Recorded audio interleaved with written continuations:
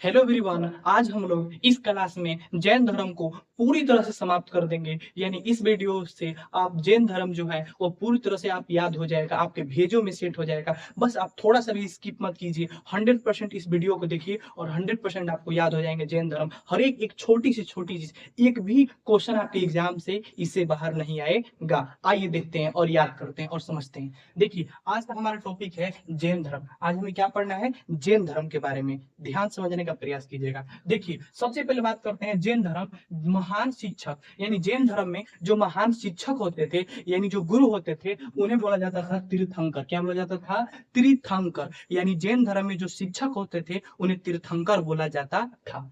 आगे बात करते हैं, जैन धर्म में टोटल 24 तीर्थंकर हो चुके हैं। यानी जैन धर्म में टोटल अभी तक से हमें पता है कि जैन धर्म में 24 तीर्थंकर हुए हैं, 24 शिक्षक हुए हैं। समझ में आ गया? अब तीर्थंकर के बारे में बात करते हैं। देखिए, पहले तीर्थंकर का नाम क्या है? जो सबसे पहले तीर्थंकर थे जिनका नाम है ऋषभ देव। क्या है? ऋषभ देव। ध्यान समझिएगा। 23वें तीर्थंकर का नाम क्या है? पार्श्वनाथ। क्या है? पार्श्वनाथ। 23वें तीर्थंकर का नाम पार्श्वनाथ। 24वें तीर्थंकर का नाम वर्धमान और महावीर। और इसके बीच के जो तीर्थंकर हैं वह हमें जो मेन पॉइंट जो हमें किताबों में, ग्रंथों में जो मिलते हैं, केवल यही मिलते हैं, इसके अलावा कहीं देखने को नहीं मिलते हैं। तो मुख्य रूप से पहले 23वें और 24वें ही याद करने की जरूरी है, वही एग्जाम में पूछता है, याद रखिएगा। देखिए, बात करते सबसे पहले पहले जो ऋषभ थे, पहले जो थे ऋषभ देव थे, पहले जो तीर्थंकर थे ऋषभ देव। ऋषभ देव का जन्म कहाँ हुआ था? तो अयोध्या। कहाँ? अयोध्या। और उनका प्रतीक क्या था? बैल। याद कैसे रखेंगे? तो सुनिए, याद करने का आसान सबसे तरीका बता रहे हैं। देखिए, ऋषभ देव, देव भगवान को बोला जाता है और देव बोला जाता है भगवान को। अब मालूम है कि अयोध्या में तो ऐसे ही भगवानों के भगवान महाश्री राम जी, जो भगवान श्री राम जी का निवास स्थान है, जन्म स्थान है, आपको मालूम है। तो जब ही देव बोला जाएगा, ऋषभ देव, तो तुरंत याद रखना का देव यानी अयोध्या। कहाँ? अयोध्या। तो देव यानी ऋषभ देव का जन्म स्थान कहाँ है? तो अयोध्या में। उनका प्रतीक क्या था? तो बैल। ऐसे भी मालूम है कि शंकर जी बैले पर निवास, बैले पर घूमते रहते हैं जी, याद है कि नहीं? तो इसी याद रखना है कि देव के बारे में, भगवान के बारे में बताएगा तो उनका प्रतीक क्या बताएंगे? बैल, या इसी को सांड बोला जाता है। आगे बढ़ते हैं, 23वें तीर्थंकर के बारे में बात करते हैं। 23 नंबर के तीर्थंकर थे जिनका नाम था पार्श्वनाथ। क्या नाम था? पार्श्वनाथ। और इनका जन्म हुआ था का? वाराणसी। याद करने का आसान तरीका है नाथ, नाथों के नाथ, भोलेनाथ। याद है कि नहीं? नाथ। तो देखिए, पार्श्वनाथ, नाथ आ गया। और नाथ मालूम है कि काशी नगरी वाराणसी, काशी नगरी वाराणसी मालूम है आपको।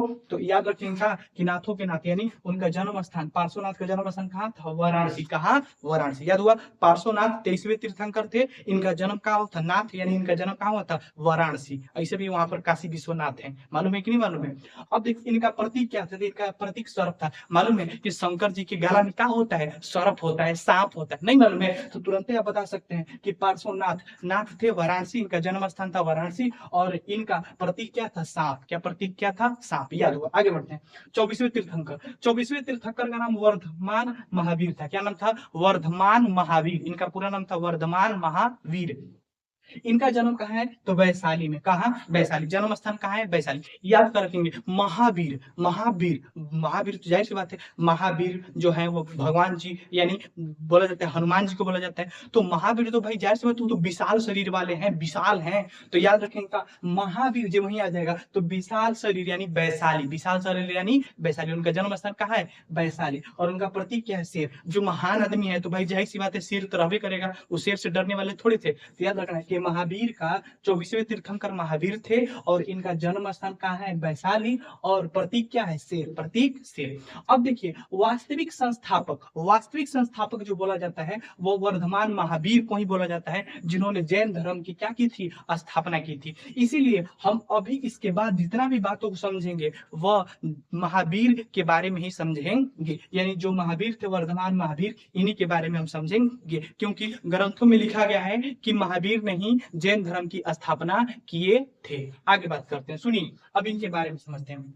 वेदों में केवल 2 तीर्थंकर का ही उल्लेख मिलता है। पहला ऋषभ देव जो पहले तीर्थंकर थे, और दूसरा अरिस्टोनेमी जो 23वें तीर्थंकर थे। दो ही का मिलता है, एक हो गया आपको ऋषभदेव पहले तीर्थंकर और दूसरा हो गया अरिस्टोनोमी जो 23वें तीर्थंकर थे, याद रखना। अब महावीर के बारे में बात करते हैं, वर्धमान महावीर के बारे में। किसके बारे में? वर्धमान महावीर के बारे में। सुनिए ध्यान से। पहला, इनका जन्म कब हुआ था? इनका जन्म हुआ था 540 बीसी में, यानी ईसा पूर्व में हुआ था। ईसा पूर्व में कहा हुआ था? तब 540 ईसा पूर्व लगभग से, अभी कोई अनुमानित फिक्स नहीं है, 540 ईसा पूर्व में जो हुआ था वो लगभग हुआ था। कहाँ हुआ था?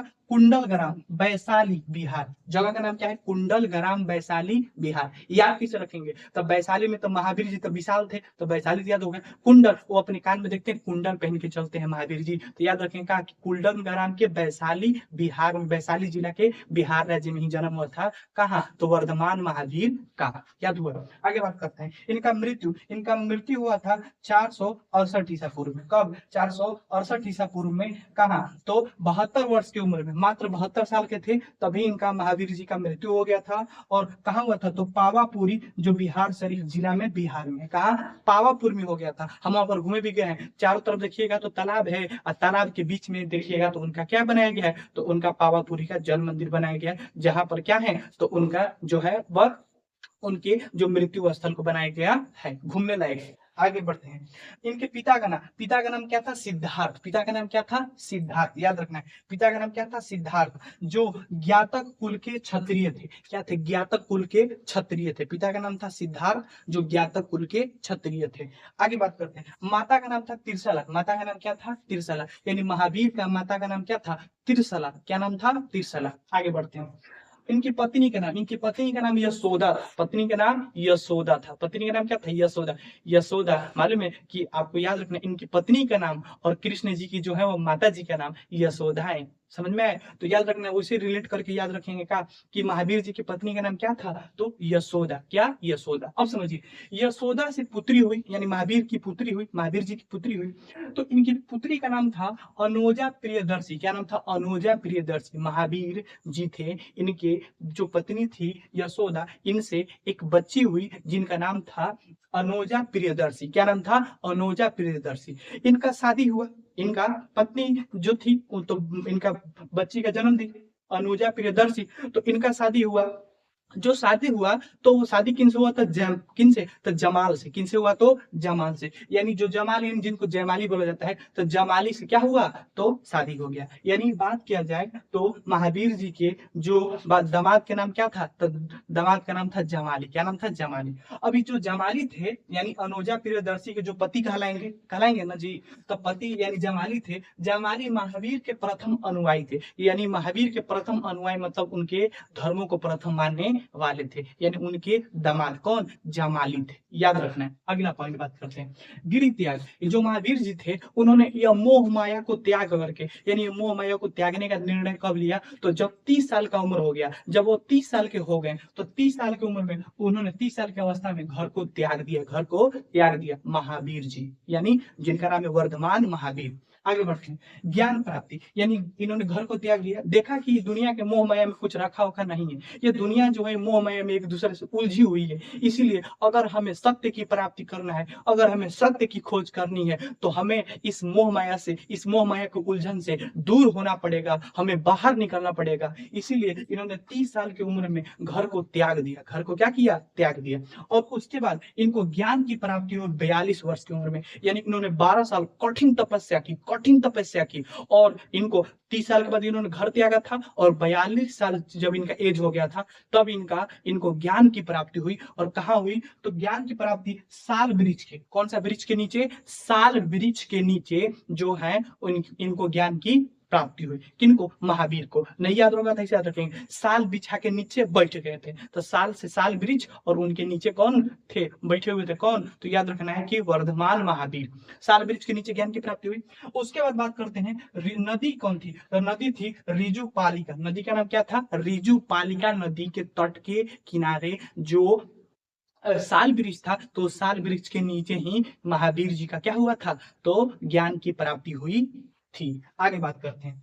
और जब ज्ञान की प्राप्ति हुई तो ये बन गए क्या, केवल्य बन गए। क्या बन गए, केवल्य। केवल्य मतलब होता है बुद्धिमान, जिनको बुद्धि हो, जिनको ज्ञान हो, जो ज्ञानों का क्या हो सके, जो ज्ञान उनके अंदर बहुत ज्यादा समावेशित हो, अंदर ज्ञान बहुत ज्यादा वो सीखे हुए हैं, तो वो केवल्य बन गए। महावीर क्या बन गए, केवल्य बन गए। उसके बाद क्या हुआ, वसादीस। अब इनके बारे में थोड़ा समझते हैं। एक वसादीस जो है वो जैन मठ है, और दक्षिण भारत में यानी कर्नाटक में जो है, वह कर्नाटक दक्षिण भारत में एक मठ है, जिस मठ का नाम क्या है, वसादीस। ये बहुत बड़ा मठ है और जैन धर्म का एक बहुत लोकप्रिय क्या है, मठ है, जिसका नाम क्या है, तो वसादीस। याद रखना है।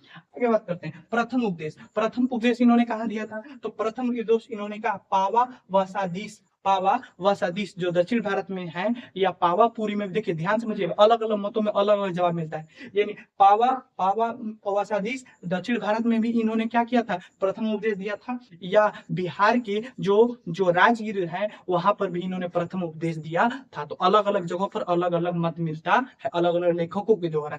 आगे बढ़ते हैं। केवलीन। केवलीन का मतलब होता है पूर्ण ज्ञान। इन्हें पूर्ण रूप से ज्ञान की प्राप्ति हो गई और यह केवलीन हो गए। क्या हो गए, केवलीन। लीन मतलब समझे, लीन हो गए भगवान में और पूरी तरह से ज्ञान की प्राप्ति हो गई। याद रखना है। उसके बाद जितेंद्रिया। जितेंद्रिया मतलब जो इंद्र पर, याद रखिए, जो इंद्रियों पर विजय पाने वाला, जो अपने इंद्रियों पर विजय पाले, अपने मन पर विजय पाले, अपने आप पर विजय पाले, उसे जितेंद्रिया कहते हैं। और जितेंद्रियों पर इन्होंने अपने विजय पा लिया और उन्हें सत्य की प्राप्ति हुई और एक भगवान बन गए। क्या बन गए, एक भगवान बन गए। याद रखना है। अब जैन धर्म की पूरी तरह से समाप्ति हुई। यहाँ से यहाँ तक सारे पॉइंट को हमने बता दिया।